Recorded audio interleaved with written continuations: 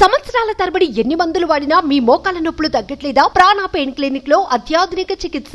ఆంధ్రప్రదేశ్ లో కొత్త పాలన వచ్చింది. అక్రమ కట్టడాలపై చంద్రబాబు ప్రభుత్వం దృష్టి సారించింది.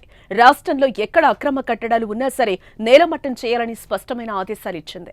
దాంతో అధికారులు కాకినాడలో గల ద్వారంపూడి చంద్రశేఖర్ అక్రమ కట్టడం వద్దకు రాగా ద్వారంపూడి అడ్డుకున్నారు. దీనిపై తెలుగుదేశం పార్టీ సోషల్ మీడియాలో ఆ దృశ్యాన్ని పోస్టు చేసింది.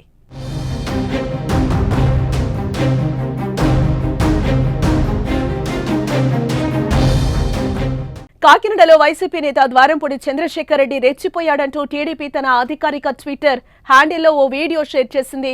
కాకినాడలో కార్పొరేషన్ స్థలాన్ని కబ్జా చేసి అక్రమంగా భవనం కడుతున్నారని ఆరోపించింది.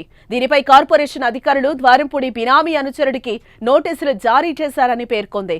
ఈ నోటీసులకు స్పందించకపోవడంతో అక్రమ భవన నిర్మాణాన్ని కూల్చడానికి అధికారులు వచ్చారని వివరించింది.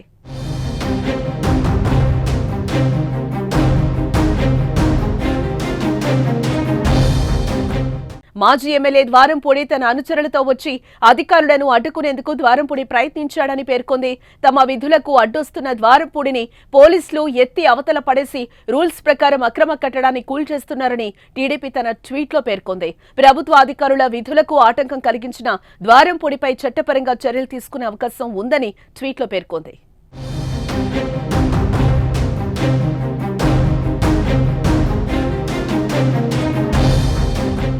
సుమన్ టీవీలో మీ పర్సనల్ అండ్ బిజినెస్ ప్రమోషన్స్ కోసం కింది నెంబర్కి కాంటాక్ట్ చేయండి.